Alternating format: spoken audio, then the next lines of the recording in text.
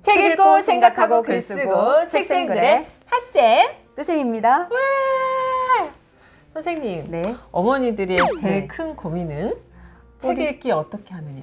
그렇죠. 네. 우리 아이가 책 잘 읽는 아이였으면 좋겠어요. 네. 다른 말로 하자면 책 독립. 음. 네, 시기가 언제쯤 오나요? 하고 질문하시는 어머니들이 많는데 뭐 혼자서 책 읽고 저희 수업 오고 너무 좋죠. 근데 그런 아이가 많나요? 어머니들은 이제 계속 물어보시는 거죠. 알아서들 읽어서 가는지 모르겠어요. 책 못 읽어오는 친구들이 조금 많이 보여요, 요즘에. 그렇죠. 네. 저는 이 수업을 하면서도 이 수업을 이런 식으로 계속 하는 게 효과가 있을까? 우리가 누누이 얘기하지만 효과를 보려면 양쪽이 다 같이 노력을 해야 된다. 영어 선생님이 말씀하시는 거 똑같은 거죠. 뭐 예습 필요하다, 복습 필요하다. 또 수학 선생님도 뭐 복습, 예습 다 필요하다. 학교 선생님들 교과서 열심히 읽으면 다 된다. 뭐 이런 얘기랑 똑같긴 한데 네. 이 독서도 어릴 때부터 이렇게 습관을 키워오는 게 맞긴 한데 안 돼 있다가 오는 아이들도 많고 오랜 시간 시켰다고 하지만 그래도 스스로 읽기가 힘든 친구들이 있어요. 네. 어떻게 해야 될까요?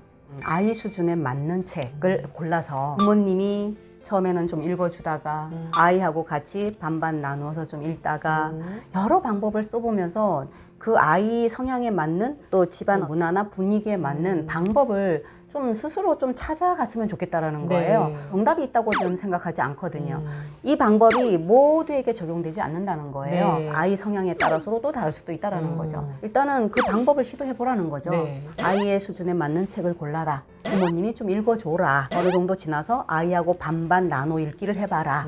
그런 다음에 아이 혼자 이제 읽어봐라. 이러면서 서서히 그 과정을 저는 거쳐가야 된다 생각을 해요. 그래서 어떤 경우는 어머님이 계속적으로 읽어주는 아이도 있어요. 언제까지 읽어줘야 되죠? 그렇죠, 선생님. 근데 이제 처음에 힘들 때는 뭐 아까 선생님이 말씀하신 것처럼 처음에 어머니께서 이제 읽어주시기 시작하다가 나중에는 뭐 분량을 아이와 나눌 수도 있는 부분이 있는데 혼자 한 권 읽는 힘은 키워줘야 되는 것 같아요. 어릴 때는 저학년 때는 부모님이 그래 책 읽어라 아니면 책 읽어주고 이러면 호응을 하죠. 네. 근데 초등학교 중학년 고학년 올라가면 갈수록 부모님도 이제 어느 정도 얘가 컸으니까 이런 생각이 드시고 아이 스스로도 에이 뭐 내가 이제 컸는데 내가 읽을게요. 엄마가 읽어주는 게 싫다고 생각하고 이럴 수 네. 있어요. 질적으로 자기가 잘 읽으면 문제가 없는데 건성으로 책을 읽고 책 내용은 모르고 이랬을 때가 자꾸 쌓이게 되면 이게 이제 나중에 가서 큰 문제가 되잖아요. 그렇죠. 집 분위기도 바뀌어야 될 것 같아요. 아이들한테 무조건 책 읽었어? 읽어가! 막 이렇게 명령하시는 것보다는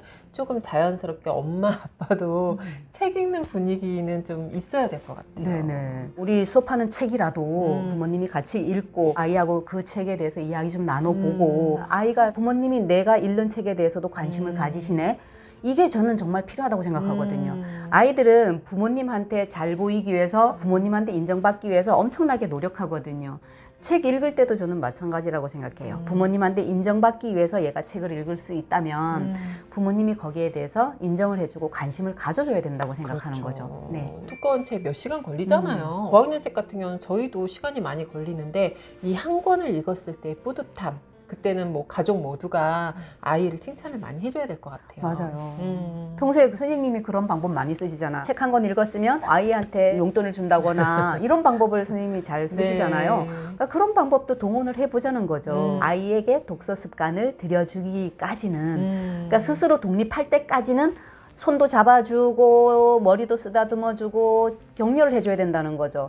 그리고 얘가 우뚝 서서 혼자 뚜벅뚜벅 잘 걸어 다니고 뛰면 그때는 이제 손을 놔도 되지 않냐는 거죠. 네. 그러니까 아이가 혼자 설 때까지만이라도 독서에서 독립을 할 때까지만이라도 손도 잡아주고 끌어주셔야 된다는 거죠. 분명히 네. 이렇게 하다 보면 스스로 할 날이 와요. 오긴 오죠. 뭐든지 보니까 이게 습관이 정말 어느 날 갑자기 딱 되면 얼마나 좋겠어요. 그렇죠. 근데 이 매일매일 하루하루 일이 쌓아가는 이 습관은 정말 무시 못하는 것 같아요. 그죠? 네. 그런데 이렇게 또 한번 경험을 한 아이들은 또 다른 좋은 습관을 키우는 힘이 생겨요. 네.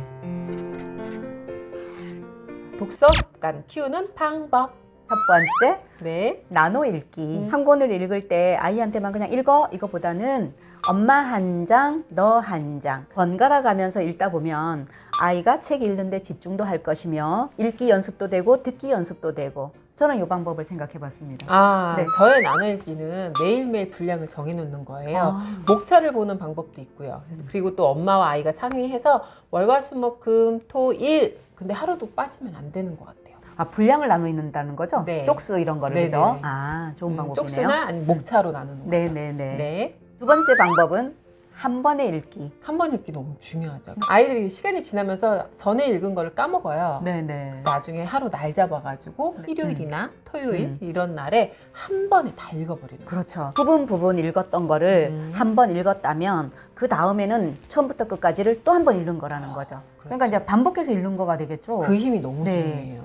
그렇게 되면 이제 온전히 자기 거가 되겠죠. 네. 그렇게 해서도 안 된다면 우리 또 수업 시간에 또 듣고 이렇게 하면 좀 보완이 되지 않을까 싶습니다. 네. 세 번째, 수준에 맞는 책을 골라서 읽자. 지금 6학년이 되는 아이지만 그 6학년이 읽는 필독서를 읽어내기 어렵다면 자존심이나 이거 다 내려놓고 2학년, 3학년 수준이라면 그 해당되는 수준의 책을 읽어야 된다고 저는 보거든요. 이 아이가 이제 6학년 정도 되면 이 아이의 뭐 신체나 정신이나 요거에 맞는 책들은 또 이 고학년에 있거든요. 네. 대신에 이건 이해도. 그러니까 네, 내가 네, 책을 네. 읽고 나서 얼마큼 이해하느냐 이제 요거고 저희와 함께 하는 수업의 책은 어렵지만 요 책을 조금 잘 읽어와서 이해를 못하더라도 저희가 또 이해 못하는 부분을 또 채워주는 부분들이 있잖아요. 네. 그럼 어느 순간 아하 하는 부분이 생긴다는 거죠. 그렇죠. 지금 말씀하신 게 두 번 읽는 거 그죠? 나눠서 읽고 또 한 네. 번 읽는 거. 요 방법으로 자기 학년에 맞는 책은 읽되 네. 자기가 수준을 끌어올리기 위한 거는 저학년 관련된 책을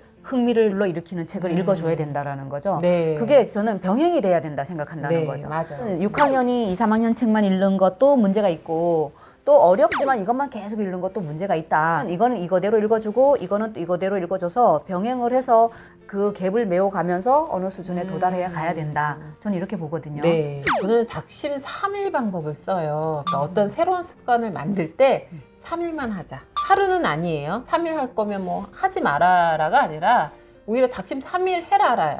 그 다음에 이제 늘려가는 거죠. 한 달이 전 중요한 것 같고요. 석 달까지 그것을 완성하고 나면 안 하면 안 될 것 같은 느낌이 드는 게 있어요.